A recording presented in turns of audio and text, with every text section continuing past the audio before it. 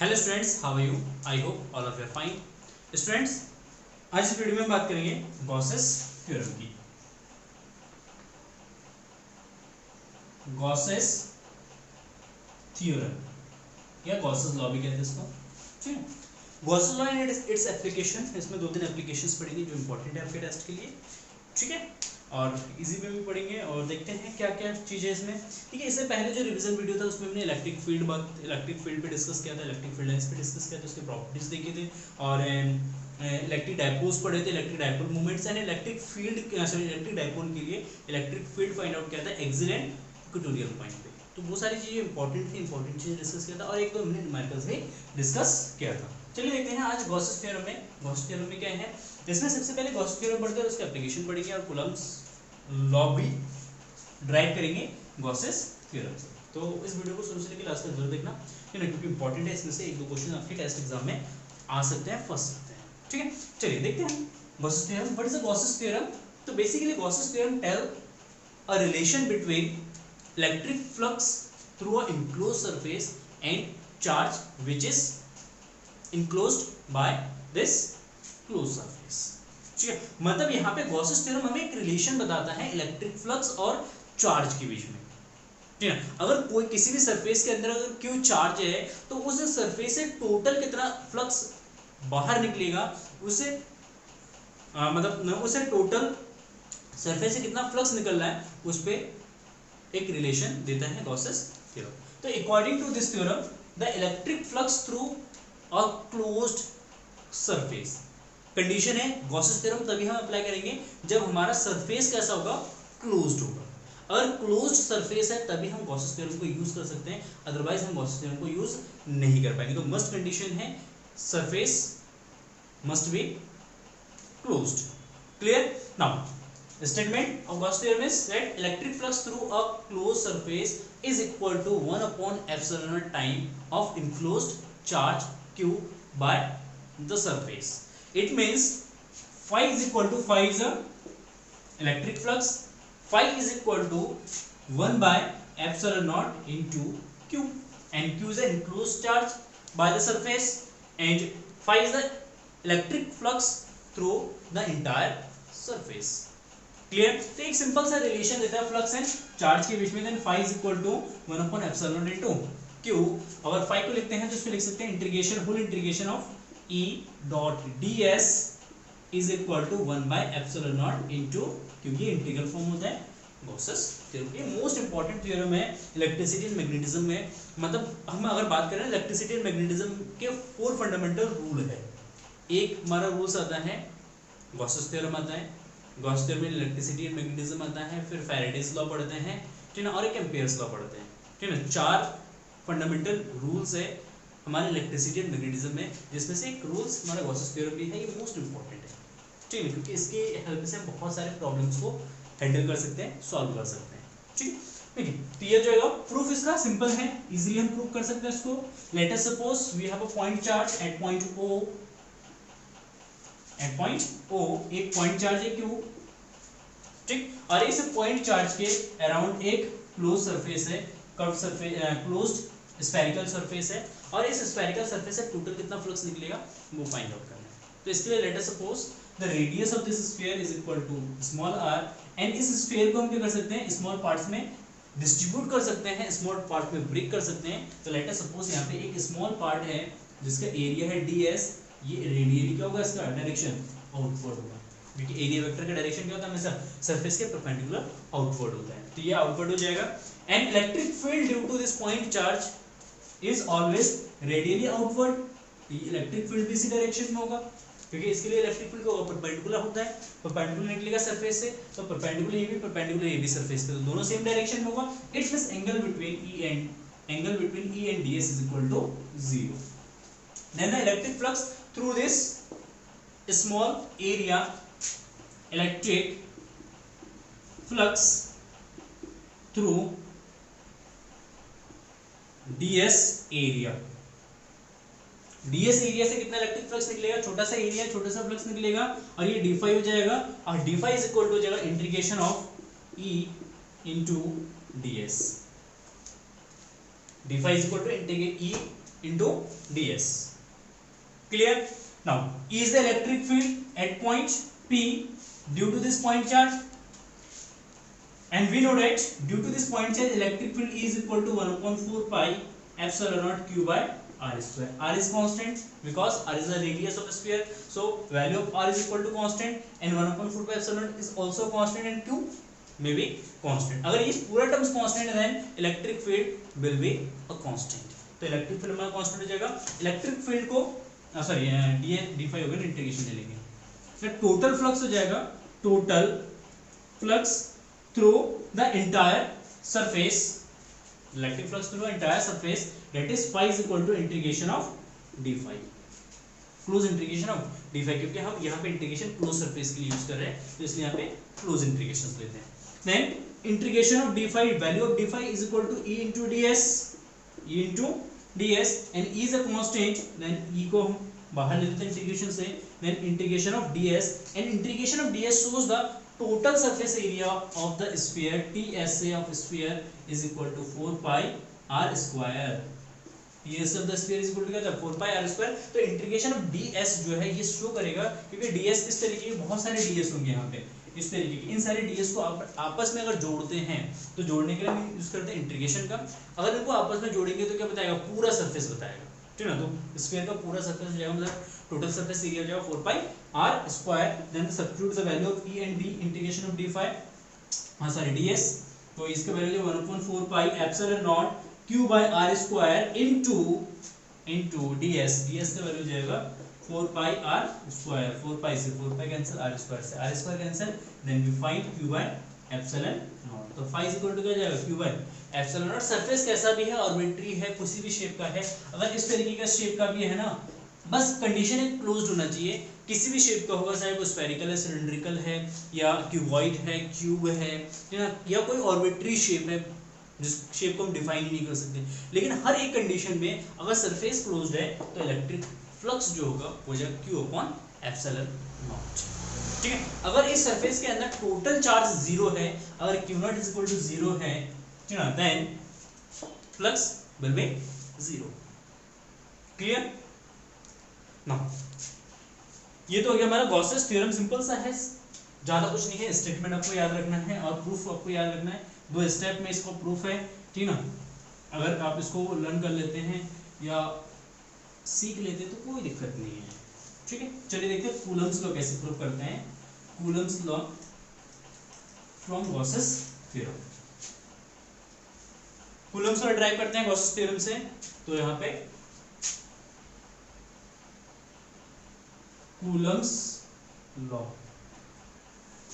ठीक ना, drive from Gauss's theorem.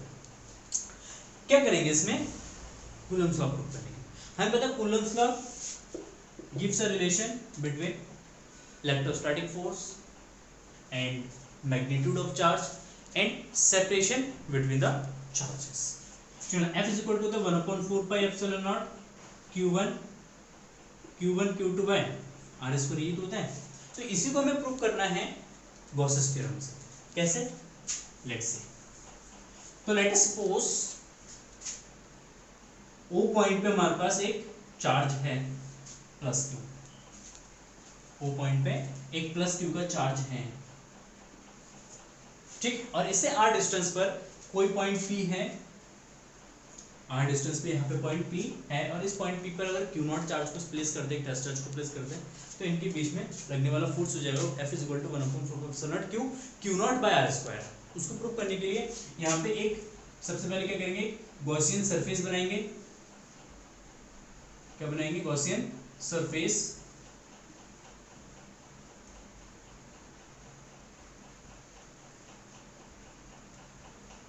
ठीक है, इस तरीके के गॉसियन सरफेस बना लेंगे. किस तरीके का सरफेस होगा, स्फेरिकल गॉसियन सरफेस होगा, इमेजिनरी होगा. ठीक है, और ये पॉइंट P है, तो इस पॉइंट P पे जो हमारे पास गॉसियन सरफेस है, इस गॉसियन सरफेस को हम ब्रेक कर सकते हैं छोटे छोटे पार्ट्स में. हमेशा ब्रेक करना ही है आपको, ठीक है ना.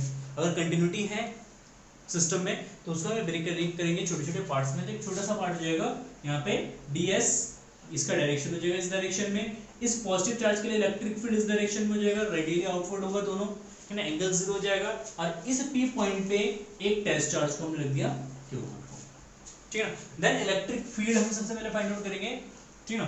तो इसके लिए फ्लक्स, इलेक्ट्रिक फ्लक्स थ्रू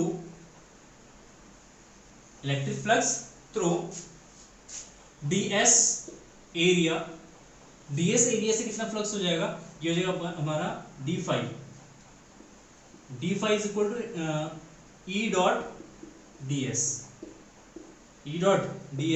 तो e ds cos theta, previous उसमें भी cos थीटा का यूज नहीं किया था क्योंकि 0 डिग्री है, हमने ऐसे छोड़ दिया था उसको, ठीक है। तो यहाँ पे cos 0 theta is equal to कितना जाएगा 0, एंड cos 0 का वैल्यू कितना होता है 1, तो ये e ds कितना जाएगा e ds d फाई। तो ये तो हो गया हमारा छोटा सा फ्लक्स जो इस छोटे से एरिया से पास हो रहा है, ठीक है ना। अगर इसमें हमें टोटल सरफेस से निकालना है फ्लक्स, तो टोटल फ्लक्स कितना जाएगा, total flux through entire surface that is phi is equal to integration of d phi, close integration of d phi, then e dot ds, e is constant क्योंकि everywhere surface के everywhere हर एक point पर electric field constant होगा क्योंकि radius हमारा constant है, r constant है, fix distance से इलेक्ट्रिक फील्ड फिक्स्ड होगा, then it is e and integration of ds, close integration of ds, phi is equal to, चला, और according to Gauss's theorem, the entire flux through a closed surface is equal to q by epsilon naught, तो phi की जगह हम use कर लेंगे q by epsilon naught, and that is equal to e into integration of ds, total surface area of sphere, and that is equal to 4 pi r square, then e is equal to, यहाँ से अगर e find out करेंगे तो e is equal to जाएगा ये 1/4 pi epsilon naught q by r square, 1/4 epsilon naught q by क्या जाएगा r square जाएगा। This is electric field due to a point charge. अगर गॉसेस थ्योरम से prove करने के लिए आता है कि इलेक्ट्रिक फील्ड निकालो किसी पॉइंट चार्ज के कारण, तो यहां तक इसको सॉल्व कर लेंगे, but at point p q naught charge is placed, so force on q naught charge, मतलब q नॉट चार्ज पे कितना फोर्स एक्ट करेगा, यहाँ पे इलेक्ट्रिक फील्ड E है, q नॉट चार्ज है, फोर्स हो जाएगा F is equal to q naught E हो जाएगा, बहुत बढ़िया। F is equal to q naught E and q naught यहाँ पे E का वैल्यू सब्स्टिट्यूट कर देंगे, ये जो 1/4 pi epsilon naught q naught by r square, and this is known as Coulomb's law. तो इस तरीके से गॉसेस थ्योरम से हम क्या कर सकते हैं, कूलम्ब्स लॉ को प्रूव कर सकते हैं। सिंपल सा डेरिवेशन है, ज़्यादा इसमें टफनेस नहीं है। एक बार अगर इसको रिवाइज करेंगे, प्रैक्टिस करेंगे, तो एक ही बार में आप इसको सीख जाएंगे। आई होप आपको आगे होगा समझ में। चलिए देखते हैं next application of Gauss's theorem में, है ना। Electric field due to a infinite long charged wire, infinite long charged wire, ठीक है। Let's see, electric field due to a infinitely long charged wire,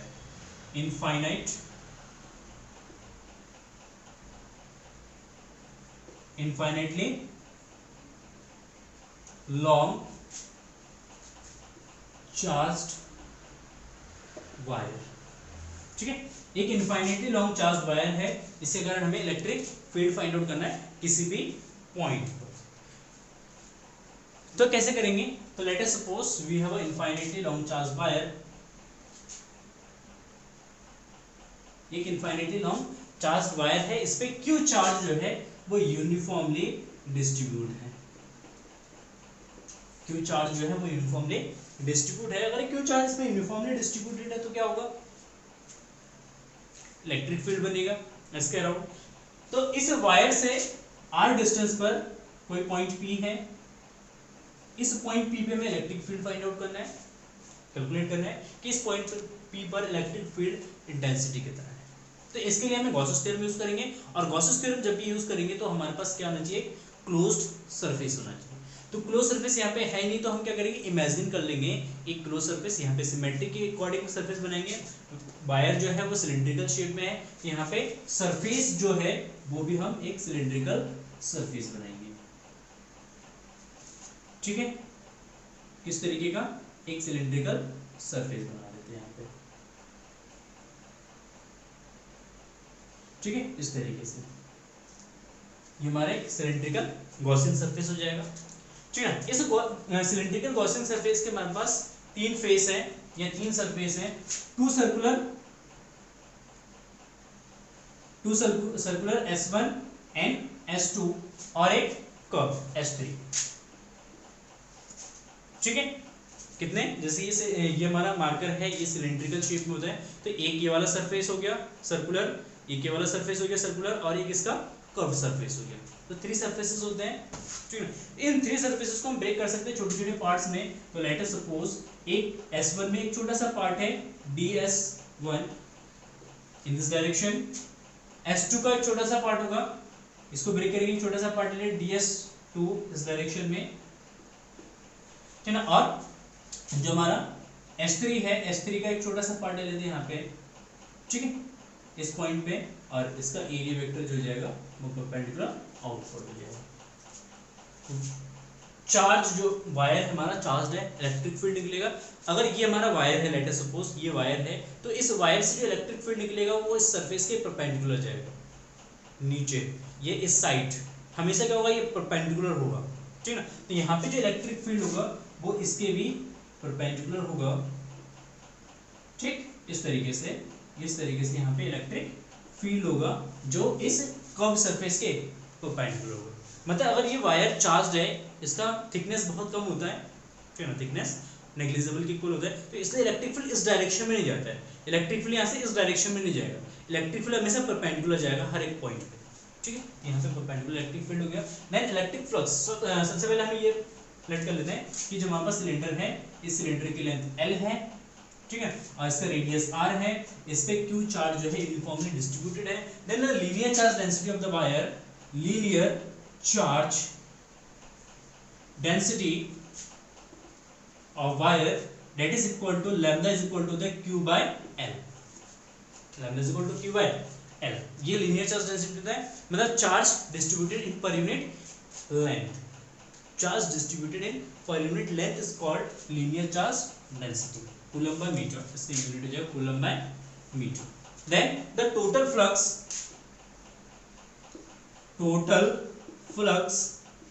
through cylindrical surface,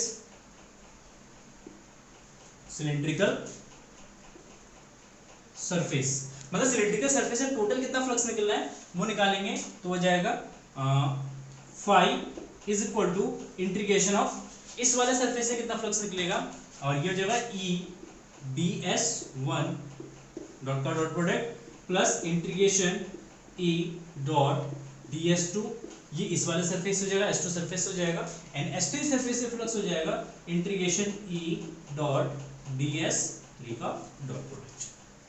clear है, ये भी close हो जाएगा, डॉट प्रोडक्ट है, तो ये integration E dot ds1 cos θ1 plus integration E ds2 cos θ2 और plus integration E ds3 cos θ3.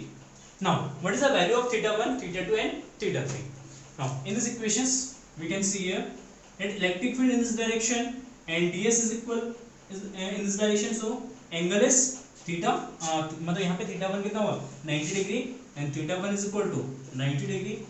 Again यहाँ पे भी इलेक्ट्रिक फील्ड इस डायरेक्शन में है, ds इस डायरेक्शन में, तो एंगल कितना होगा यहाँ पे 90 डिग्री, मतलब θ2 is equal to 90, और यहाँ पे सेम डायरेक्शन में दोनों, तो θ3 is equal to 0 डिग्री, ठीक है। यहाँ पे इसके वैल्यू सब्स्टिट्यूट कर देते हैं, तो integration E dot ds1 cos 90 plus integration E ds2 cos 90 और plus integration E ds3 cos 0. We know that value of cos 90 is equal to 0. cos 90 का 0 हो जाएगा, तो ये वाला वैल्यू हमारा 0 हो जाएगा, ये वाला वैल्यू भी हमारा 0 हो जाएगा, तो उसको हम यहाँ से हटा देते हैं, ये वाला वैल्यू बचेगा, cos 0 का वैल्यू होता है 1 and phi is equal to हो जाएगा इंटीग्रेशन E ds3 और cos 0 1. By the symmetry value of electric field is constant at the every point of cylindrical surface. जो हमारा सिलिंड्रिकल सरफेस होगा इसके हर एक पॉइंट पे इलेक्ट्रिक फील्ड मतलब कांस्टेंट होगा। क्यों? क्योंकि सरफेस का हर एक पॉइंट इस वायर से r डिस्टेंस पर होगा। r फिक्स्ड है, इलेक्ट्रिक फील्ड भी होगा फिक्स्ड होगा। It means r is a constant, constant को बाहर ले लेंगे तो इंटीग्रेशन ऑफ ds3। ठीक, according to Gauss's theorem phi is equal to basically q by epsilon naught then e into integration of ds3। ds3 किसको represent कर रहा था? s3 किसको रिप्रेजेंट कर रहा था? कर्व सरफेस एरिया को। तो ds3 जो है सिलिंड्रिकल सरफेस का कर्व सरफेस एरिया हो जाएगा। CSA of cylinder is equal to 2 pi RL, कितना था? 2 पाई RL। तो यहाँ पे सब्स्टिट्यूट कर देंगे, ये 2 पाई RL, ठीक है ना। Then E is equal to, E substitute करेंगे, E फाइंड आउट करेंगे तो ये 1/2 pi epsilon 2 pi epsilon naught Q by R into L and Q by L is equal to lambda। यहाँ पे वैल्यू सब्स्टिट्यूट कर देंगे लैम्डा का, तो E is equal to आ जाएगा 1/2 pi epsilon not lambda by R। तो it means electric field is proportional to 1 by। तो यहाँ पे इलेक्ट्रिक फील्ड जो है वो रेडियस का इनवर्सली प्रोपोर्शनल है। इट मींस अगर रेडियस को इंक्रीज करेंगे तो इलेक्ट्रिक फील्ड क्या होगा? हमारा डिक्रीज होगा, ठीक है ना। अगर ग्राफ ड्रॉ करेंगे यहाँ पे, if we draw a graph, ठीक, देखिए ये हमारा हो गया रेजिस्टेंस R, ये हो गया हमारा electric field in this direction, ठीक है। अगर ग्राफ ड्रॉ करेंगे इसका, तो ये ग्राफ जो है इसका मतलब है रेडियस बढ़ेगा, सॉरी डिस्टेंस बढ़ेगा तो इलेक्ट्रिक फील्ड घटेगा। तो इसका मतलब जैसे जैसे डिस्टेंस बढ़ता जाएगा इलेक्ट्रिक फील्ड घटता जाएगा। तो ग्राफ कुछ इस तरीके का है, ग्राफ कुछ इस तरीके का बनेगा हमारा। इनवर्सली का ग्राफ हमेशा इस तरीके का बनता है, ठीक है। ये ग्राफ बनेगा इसका, ठीक है। Next, electric field due to a spherical shell. Spherical shell के लिए हम इलेक्ट्रिक फील्ड फाइंड आउट करते हैं।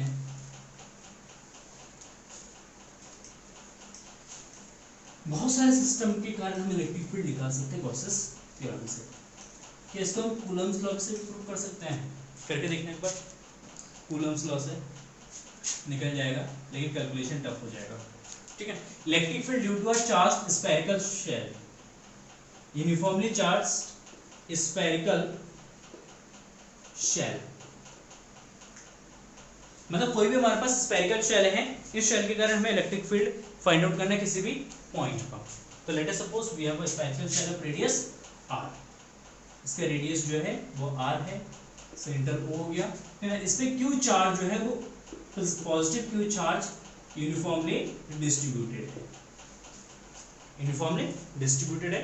लेट अस सपोज इससे r डिस्टेंस पर, स्मॉल r डिस्टेंस पर आउटसाइड कोई पॉइंट P है और इस पॉइंट P पर हमें इलेक्ट्रिक फील्ड फाइंड आउट करना है, ठीक है। तो जब भी शेल के लिए हम करेंगे 3 पॉइंट्स पे इलेक्ट्रिक फील्ड निकालते हैं, at outside, at surface and at inside. तो अगर आउटसाइड इस पॉइंट पे निकालेंगे तो यहाँ पे हमारे पास क्या होना चाहिए? गॉसियन सरफेस होना चाहिए। तो एक हम इस तरीके का क्या करेंगे? गॉसियन सरफेस बना लेंगे, ठीक। और इस गॉसियन सरफेस को क्या करेंगे? हम स्मॉल पार्ट्स में ब्रेक कर सकते हैं। तो एक छोटा सा यहाँ पे पार्ट ले लेते हैं, ds in this direction, electric field in this direction, theta is equal to 0, ठीक है। Then the surface charge density, जरूरत नहीं है लेकिन फिर भी लिख देते हैं, surface charge density.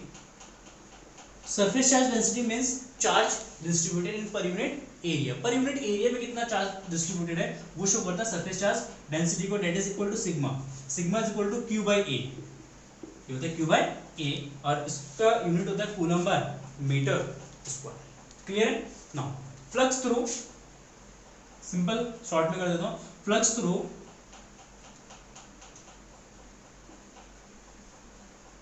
ds, ds से कितना फ्लक्स पास हो रहा है वो कैसे निकालते हैं? The flux through ds that is equal to d phi, छोटा सा फ्लक्स होगा, and it is equal to e into ds का dot product and e dot ds cos theta. ये आपने हर एक डेरिवेशन में देखा होगा, ये पार्ट तो कॉमन है सब में, ठीक है ना। सब में कॉमन है। ds एरिया ले लेते हैं, उससे फ्लक्स निकालते हैं, फिर उसका इंटीग्रेट करके टोटल सरफेस, टोटल फ्लक्स निकाल देते हैं। तो टोटल फ्लक्स कितना जाएगा यहाँ पे? Total flux through the entire surface net is equal to phi is equal to integration of d phi then integration E dot d s on cos theta, थीटा कितना है यहाँ पे 0 डिग्री, तो cos 0 डिग्री हो जाएगा यहाँ पे, cos 0 का वैल्यू होता है 1, देन e इंटीग्रेशन से बाहर होगा क्योंकि सरफेस गॉसियन सरफेस के हर एक पॉइंट पे इलेक्ट्रिक फील्ड सेम होगा सिमेट्री के अकॉर्डिंग, r डिस्टेंस पर है, डिस्टेंस सेम है तो इलेक्ट्रिक फील्ड सेम हो जाएगा, और यहाँ पे इंटीग्रेशन ऑफ ds, तो ये जो phi is equal to e into integration of ds and integration of ds shows the total surface area of Gaussian surface and Gauss's theorem के according phi is equal to हम लिखेंगे according to Gauss theorem phi is equal to q by epsilon naught and ये जो हमारा q of e into 4 pi r square, तो integration of ds क्या जाएगा Gaussian surface का total surface area total surface area 4 pi r square, then the value of e is equal to 1 upon 4 pi epsilon naught q by r square. It is an electric field at outside point. In this case, small r is greater than capital R. ये outside point पे electric field at the surface. Simple है, at the surface. अगर surface पे electric field निकालना है तो surface पे electric field मतलब यहाँ से पॉइंट ये P यहाँ से उठ के कहाँ पे आ जाएगा, यहाँ पे आ जाएगा, और इस पॉइंट पे अगर आ जाता है तो यहाँ पे small r is equal to capital R हो जाएगा। इस वाले इक्वेशन में स्मॉल r की जगह कैपिटल R सब्स्टिट्यूट कर देते हैं, then E is equal to 1 upon 4 pi epsilon naught q by capital R square. ठीक है, तो ये इलेक्ट्रिक फील्ड का फॉर्मूला जाएगा कहाँ पे, इसके सरफेस।